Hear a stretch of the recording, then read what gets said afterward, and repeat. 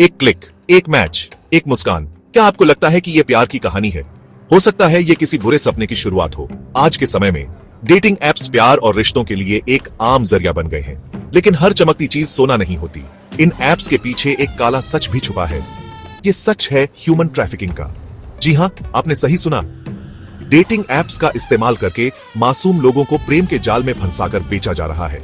ये एक ऐसा धंधा है जो 500 करोड़ रुपए से भी ज्यादा का है। इस जाल में फंसने वालों की जिंदगी हमेशा के लिए बर्बाद हो जाती है। क्या आप जानते हैं कि ह्यूमन ट्रैफिकिंग क्या है?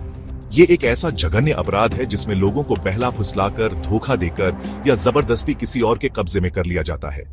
उन्हें बेचा जाता है, उनसे जबरन काम करवाया जाता है और यौन शोषण किया जाता है।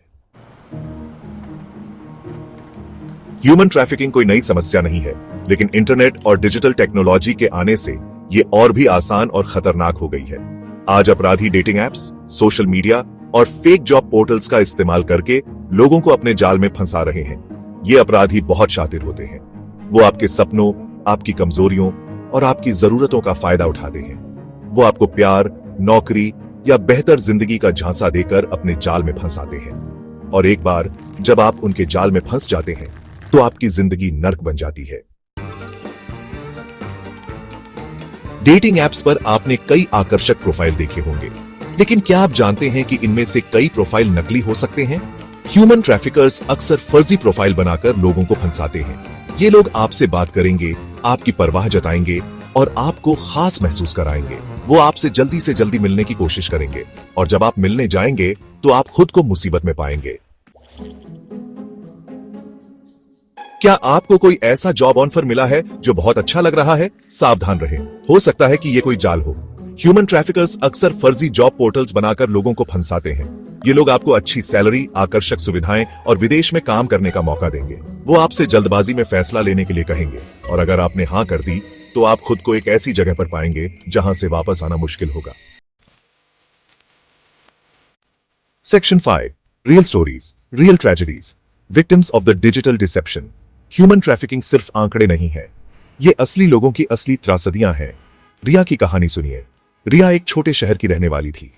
वो एक डेटिंग ऐप पर एक लड़के से मिली। लड़का बहुत अच्छा था, या यूं कहें कि रिया को ऐसा ही लगता था। वो रिया से प्यार का नाटक करता था। एक दिन उसने रिया को मिलने के लिए बुलाया। रिया खुशी खुशी चली गई, लेकिन वो नहीं जानती थी कि ये उसकी आखिरी मुलाकात होगी। रिया को अगवा कर लिया गया। Section 6, The RSA 500 crore shadow, unmasking the profits of exploitation. Human trafficking एक ऐसा धंधा है जो अरबों खरबों रुपये का है। भारत में हर साल हजारों लोग ह्यूमन ट्रैफिकिंग का शिकार होते हैं। इनमें से कई लोग गरीब और पिछड़े परिवारों से आते हैं।